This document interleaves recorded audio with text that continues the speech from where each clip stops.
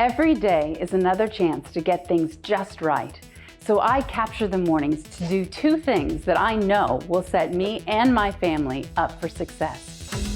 I've been perfecting my antioxidant smoothie recipe since 2012. To make this delicious disease fighter, you'll need your favorite plant-based milk. I always choose soy because it's been proven to lower hormone-driven breast and prostate cancers. Also, 2 fistfuls of leafy greens, 2 cups of mixed berries, a banana, a date, ground flax seeds for your anti-estrogenic lignans and healthy omega-3 fatty acids, cinnamon, and black pepper, which activates the anti-cancer curcumin in turmeric.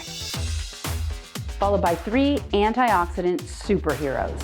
A shot of liquid aloe tonic to unleash the anti-inflammatory power of the aloe vera plant.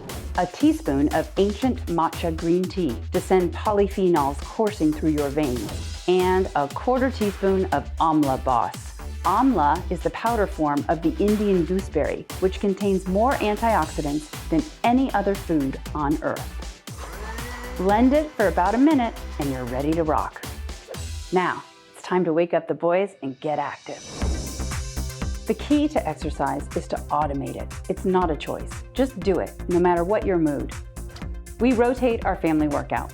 Run 5 miles, hike 3 miles on local trails, or ride 15 miles on the beach bike path. Andy always pulls Sedona behind his bike. If weather is bad and we can't get out, we have some indoor solutions that work great as well.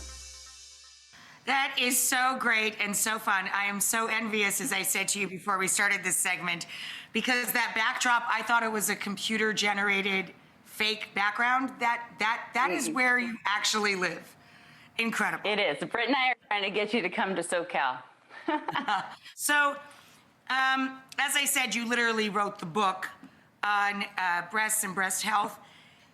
This is a very strange time, okay? And I think that a lot of people are not getting procedures done because of the time we've been living through, and they're prolonging testing. What do you have to say to that? Staying on top of breast health and getting mammograms and getting procedures done that you know you have to have done. This has touched our own family. It's something my mother-in-law is debating herself right now. So can you speak to that? Absolutely, and you hit it on the head when you said that people aren't screening. COVID, in my opinion, has become one of the biggest risk factors for breast cancer that we've ever seen. When screening, breast imaging is down 62%. You mentioned surgery. Breast surgery is down 21%. And the worst stat of all is that new breast cancer cases, week after week versus pre-COVID numbers, down 52%.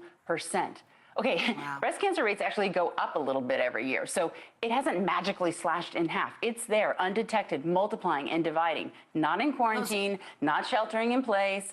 So if you are due or overdue, please postpone no more. We figured it out. It's been COVID for eons now. You can come in, get a mask, put it on your face, get your mammo, and then wash your hands. It is safer to do your screening than it is to sit at home and hope that there's nothing going on. I really hope everyone is heeding that. It's really something you can do for yourself. And I know that everybody more than ever is putting themselves at the bottom of their list, myself included. You can't do that with your health.